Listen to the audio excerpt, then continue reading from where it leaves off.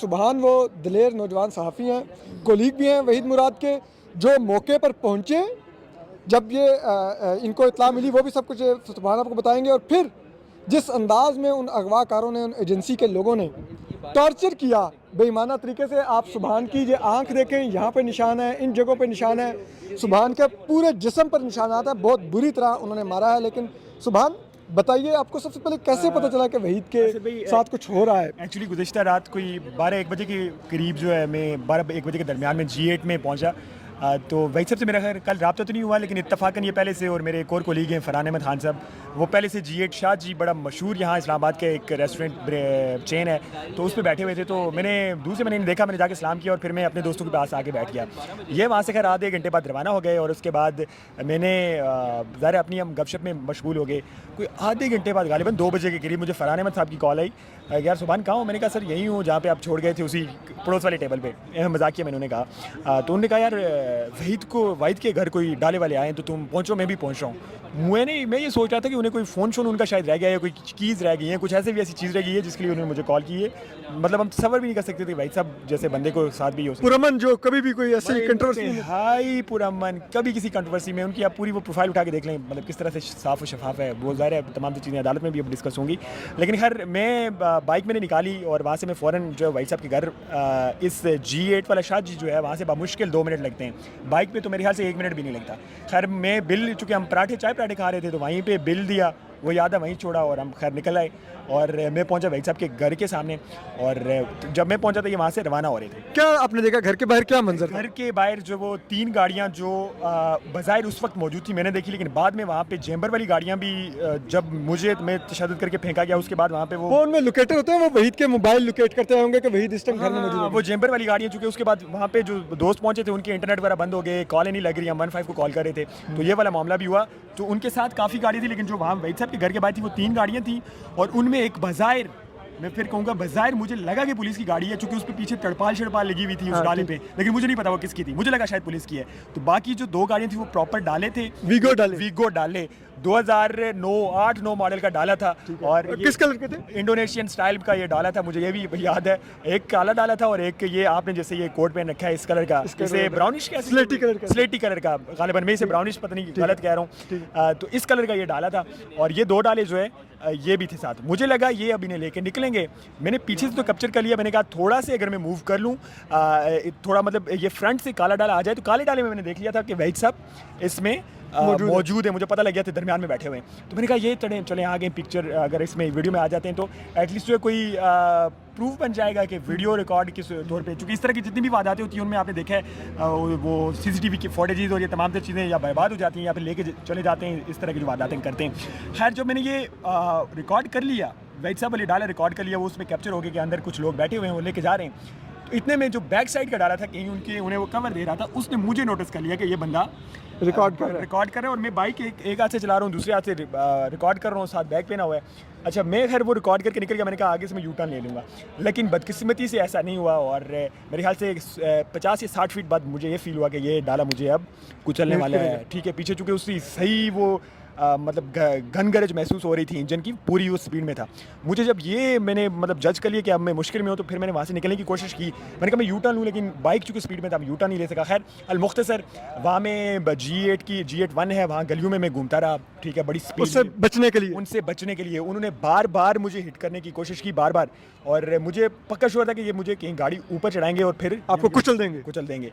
फिर ये हुआ कि आखिरकार मैं गलत रोड पे चढ़ गया था। उस वक्त इतना ज़्यादा प्रेशर, मतलब आपकी जान की आई हुई है, आपको नहीं पता आपके साथ क्या हो रहा है, नेक्स्ट लम्हे का आपको नहीं पता क्या हो रहा है। खैर मैं उस वक्त राइट लेने के बजाय गलत लेफ़्ट मैंने ले लिया और मैं नाले की तरफ चला गया। G8 में एक नाला है, गंदा नाला, तो वहाँ पे गली जाके ख़त्म हुई, आगे कच्चा रास्ता शुरू हुआ, कच्चे रास्ते से आगे कोई 25-30 स्क्वायर फीट के दरमियान एक खुली जगह थी, वहाँ से आगे रास्ता नहीं था। मैंने बाइक अपना काटने की कोशिश की, मैंने कहा चलें यहाँ से भागते हैं, बट उसी असना में उन्होंने मुझे पीछे से हिट किया, और हिट करने के बाद जैसे ही मैं गिरा तो फिर मुझे उन्हीं में से एक शख्स जो बज़ाहिर उनका लीडर लग रहा था, चूँकि वही उन्हें ऑर्डर पास कर रहा था, इस पे गन रखो या फ़ोन लो या ये करो या वो करो, मुझसे वही डील कर रहा था। उसने मुझे यहाँ से पकड़ा और मेरी फिर अभी भी यानी कि मैं ये हाथ ऊपर कर रहा हूँ तो मुझे बहुत सख्त दर्द फील हो रहा है, और मेरी अच्छी खासी उन्होंने धुलाई की। मैं उनसे पूछता, भले एक ही दफ़ा मैं पूछ पाया हूँ, चूँकि ज़ाहिर है आप देख लें मैं बड़ा सिंगल बॉडी आदमी हूँ। मैंने पूछा आप कौन है, तो उसने मुझे सही रख के तप्पा मारा और कहा तुम्हें नहीं पता हम कौन है। अच्छा मैंने कहा मुझे तो नहीं पता, फिर मुझे उन्होंने पूछा तुम कौन हो, उन्होंने कहा कि काले डालो में पता नहीं इस मुल्क में कौन लोगों को अगवा कर रहा है, पाकिस्तानी शहरियों को, किसको तुम बंदूकें लेके देते हो, वो तुम पर बदमाश है, उन्होंने कहा होगा। यही समझाने की कोशिश की आपको कि मुझे पता होना चाहिए, लेकिन अनफॉर्चुनेटली मुझे नहीं पता था कि वो कौन है। खैर उन्होंने खैर मुझे वहाँ और पीटा, फिर उन्होंने मुझसे पूछा कि तुम कौन हो, मैंने कहा यार मैं जर्नलिस्ट हूँ और कोलीग हूँ वहीद साहब का, और आपसे मैं कोऑर्डिनेट करूँगा, आप जो है वो किसी मतलब मुझे ये टॉर्चर ना करें। लेकिन उन्होंने फिर मारा उन्होंने जैकेट, चूँकि मैंने ब्लेजर पहन रखा था, ऊपर दूसरा कोट था, मैं बाइक पे था, दायरा सर्दी थी, वो तमाम तर चीज़ें जो हैं वो उन्होंने उतारी, मेरी चेकिंग की, मेरा बैग ले लिया, बैग में मेरे वॉलेट था, वॉलेट में मेरे मुख्तलिफ डॉक्यूमेंट्स थे जिनमें CNIC था, मेरी बाइक की रजिस्ट्रेशन कॉपी कार्ड था, मेरी ऑफिस के कार्ड्स थे, मुख्तलिफ 1500 या 2000 मेरे ख्याल से कैश भी थी, और ये तमाम तर मतलब इंपॉर्टेंट जितने भी डॉक्यूमेंट्स थे वो सब के तमाम तर उसमें थे। फिर उसके अलावा वो मेरा बैग उठा लिया, बैग उन्होंने जब्त कर लिया, फिर वो मोबाइल पे आए कि मोबाइल इसके निकालो, मोबाइल उन्होंने पहले ही ले लिए थे, अब उन्होंने कहा कि इसके पासवर्ड खोलो। अच्छा मुझे लगा कि शायद जो है वो यहीं तक मामला रहेगा, इससे आगे नहीं बढ़ेंगे, और मोबाइल के पासवर्ड्स वगैरह ये लेंगे मुझसे खुलवा के, तो शायद वीडियो डिलीट करवाएंगे। दायरा मैंने वीडियो रिकॉर्ड की हुई, और तो मैंने ऐसा कोई वो भी वायलेशन नहीं है किसी लॉ की, लेकिन अकॉर्डिंग टू देम आप जर्नलिस्ट थे, आपने मेरी वीडियो, तो मैंने खैर उन्हें कहा मैं आपको खोल के देता हूँ। मैं जब जैसे जैसे ये उन्हें मैं एक्चुअली नेगोशिएशंस की तरफ जाना चाह रहा था, मैंने कहा ये चलो मैंने खोल के दे दूँगा, ये वीडियो डिलीट कर लेंगे। उन्होंने ये ऑफर किया था, वो मुझे ऊपर से और मारते, थप्पड़ शप्पड़। यार 10 मिनट का ये पूरा सारा एपिसोड था, और 10 मिनट तक वहाँ पर तशद्दुद करते रहे, मुझ पर तशद्दुद करते रहे, मुझे घसीटते रहे। फिर उन्होंने एक टाइम यहाँ तक बात पहुंची, मैं उन्हें पासवर्ड नहीं दे सकता, ज़ाहिर है मेरी पर्सनल पूरा सारा डाटा है, 2 मोबाइल, एक जर्नलिस्ट है उसके सोर्स होते हैं उसमें, 1000 तरह की चीज़ें हैं, उसके अलावा मेरे सोशल मीडिया के तमाम तरह अकाउंट्स हैं, मेरे बैंक अकाउंट्स हैं, और 50,000 तरह की मेरी फैमिली पिक्स हैं, 50,000 तरह की चीज़ें। आप समझ सकते हैं फ़ोन एक बड़ी पर्सनल लाइबिलिटी होती है। तो खैर जब बात आखिर तक, ज़ाहिर उनके पास टाइम नहीं था, मैं ये नोटिस कर रहा था कि उनके पास टाइम नहीं है। फिर उसने कहा कि इसकी टांग पे गोली मारो, कैसे नहीं देता पासवर्ड।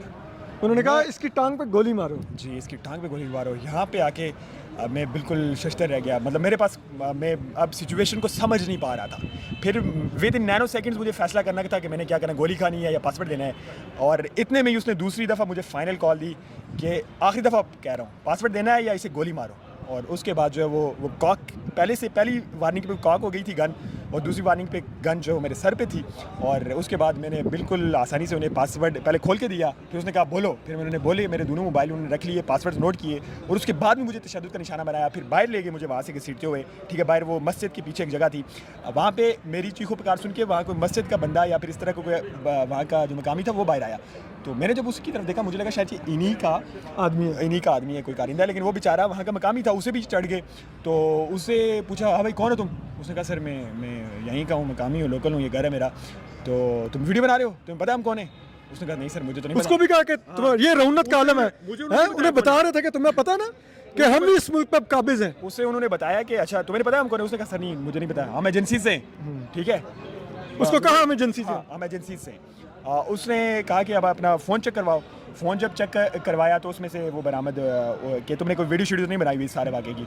तो उसकी गैलरी साफ थी, खैर उसे जाने दे दिया। तब तक जो गाड़ी, और ये 4 लोग थे, इनमें से इनके साथ एक ड्राइवर था, 5वां। 4 लोगों में से 3 वापस बैठ गए, एक मुझे जो, और ये वीगो डाला था, ये वीगो डाला था, और यही इस वाले कलर, स्लेटी कलर का वीगो डाला था। वापस जो है वो मुझे वापस उसी जगह पे ले आया, झाड़ियों के दरमियान, और वहाँ पर उसने मुझे कहा कि अब तुम नीचे यहाँ से भागो। वो कोई मेरे ख्याल से 90 या 100 फीट गालिबन लंबी एक पूरी वो मतलब एक डहलवान सी है। तो उसने कहा अब यहाँ से भागो। मैंने कहा मैं यहाँ से नहीं भागता, मुझे डर था कि गोली ना मार दें, मैं यहाँ से तो नहीं भाग सकता, आपको रेम करें, मतलब ये वाला मामला न करें। मैंने आपसे इतने अच्छे बच्चे की तरह ट्रीट किया है, सब कोऑर्डिनेट किया है। तो उसने मुझे ऊपर से और तप्पे मारे कि अब तुम बताओगे कि हमने कैसे ट्रीट करना है। तो खैर मैंने ज़ाहिर है वो सारी चीज़ें जो खाई। खैर एट द एंड वो मुझे एक और जगह ले गए, दूसरी, चले उस तरफ चलो, वो मुझे साथ ले गया, कहता यहाँ पे मुर्गा बनो। फिर मैं मुर्गा बना, और मुर्गा बनने के बाद उसने मुझे एक अच्छी सी किक लगाई, मैं जाके नीचे लगा, और इतने में वो डाले में बैठ के वहाँ से रवाना हो गए। ये तमाम तर मामला हुआ। और इसके बाद खैर FIR में भी हमें, FIR तो नहीं, खैर जो आप थाने भी गए, आपकी दरखास्त के साथ क्या हुआ? मेरी दरखास्त पहले तो इंटरटेन थाना नहीं कर रहा था, चूँकि वहीद साहब की एक अलग दरखास्त जो बाकी कोलीग्स थे उन्होंने दी कि वहीद साहब इस तरह से जो है वो अगवा कर लिए गए। दूसरी दरखास्त मेरी थी, जो कि मैं विक्टिम था, दायरा मुझ पर तशद्दुद हुआ है, ये तमाम तर मतलब टांग पे भी लगी हुई है, इस तरह अभी तो पूरा जिस्म मेरा दर्द कर रहा है। तो मैं वहाँ पे दरख्वास्त देने गया। पहले वो जो उनका मेडिकल होता है, पुलिस पहले हमारे साथ कोऑर्डिनेट कर रही थी, लेकिन उन्हें जैसे जैसे पता चला अच्छा ये वहीद मुराद वाला मामला है और उसका ये सारा सीन है, तो उसके बाद पुलिस ने भी हमारे साथ कोऑर्डिनेशन छोड़ दी। एक मौका ऐसा आया कि मेडिकल के बाद अब वो फाइनल जो वो नंबर लगाते हैं, क्या कहते हैं उसे, जो उन्होंने दरख्वास्त के ऊपर लगाते हैं, रिसीविंग नंबर लगाना था। तो हम चूँकि G8 में चौकी है और जो थाना है वो G9 में है, ठीक है। तो G8 में जो IO साहब हैं वो G8 में बैठते हैं। तो उन्होंने कहा चलो सब चलते हैं, तो वहाँ पे चल के रजिस्टर चूँकि थाने में पड़े हुए वहाँ पे आपके नंबर लगाएंगे। खैर हम सब लोग, गाड़ियाँ वहाँ पे ज़्यादा हो गई थी चूँकि सुबह के वक्त अब 10-12 जो मुख्तलिफ लोग पहुँच गए, तो हमारे पास 5-6 गाड़ियाँ थी, तो सब एक गाड़ी पे बैठना था। तो बल्कि एक दोस्त ने कहा भी कि आप इनकी गाड़ी में बैठ जाएँ तो साथ आ जाए पुलिस वाले के साथ। तो पुलिस वाले खैर अपनी गाड़ी में आए, वो जो IO साहब थे, हम अपनी गाड़ी लेके आए। खैर हमने उन्हें दरमियान में रखा चूँकि हमें थोड़ा बहुत शक था कि कहीं ये गायब ना हो जाएँ। खैर हम जैसे ही तहज़ीब की पार्किंग में पहुँचे, उन्हें दरमियान डाल के लाया हमने अपनी 6-7 गाड़ियों के दरमियान में। जैसे ही तहज़ीब की पार्किंग में पहुँचे, हम अपनी गाड़ियाँ पार्क कर रहे हैं और पीछे से वो पुलिस फरार होगी आपकी दरखास्त लेकर। अगले 2 घंटे तक लगातार वो करते, है ना परमिशन ये बैर की है। हम अगले 2 घंटे खत्म कर रहे हैं। नहीं बस